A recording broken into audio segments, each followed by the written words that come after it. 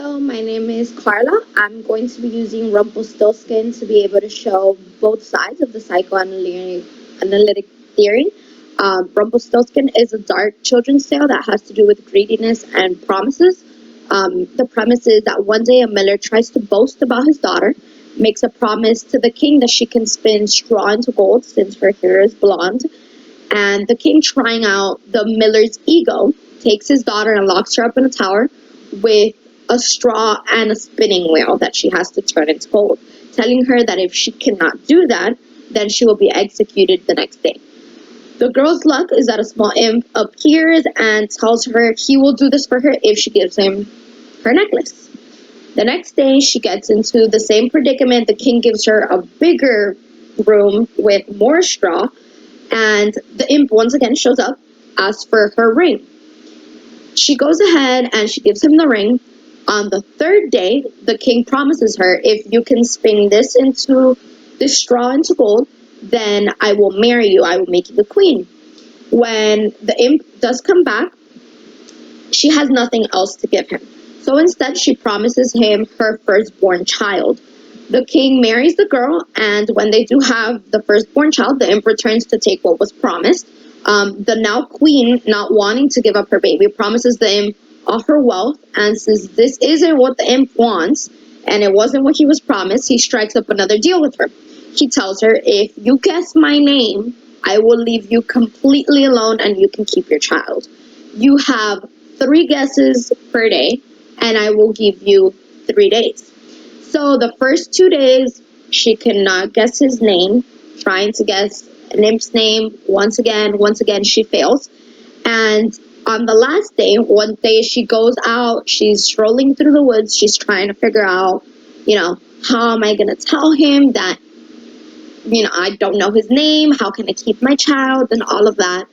And then he goes ahead and she runs into him and sees that he is singing a song about his triumph of winning the baby, and he does say his name in the song.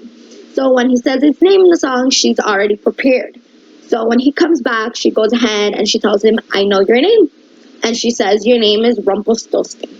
So he gets so mad, again, dark children's tale, that he apparently grabs his left foot and splits himself in half.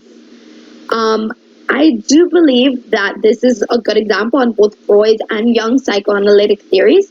Freud focusing much more on the unconscious thoughts, or the id, being held back by our consciousness, which is the ego and the superego, who is the one that mediates both the unconscious thoughts and the conscious reactions. So Freud focusing more on this makes me think Rumpelstiltskin, in my opinion, was not really a greedy imp. Instead, he was the super ego character trying to mediate between the queen having things he wants and the queen not getting killed.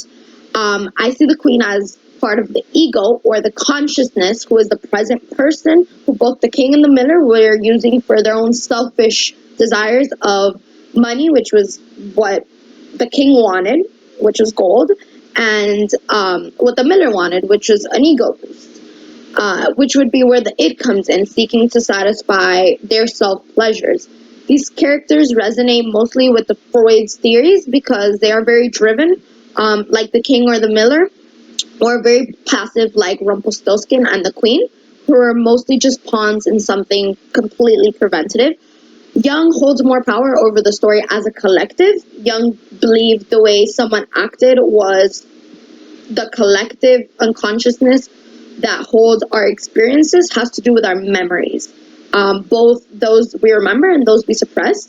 Rumpelstiltskin and the queen agreeing to one last riddle does show that they've gotten so used to being able to strike up a deal, and both of them winning at the end, that this time the last riddle has to do with a child's life. It does show a pattern of them remembering that they get what they want from each other every time a deal is struck, which is also why Rumpelstiltskin doesn't take the news of losing too well.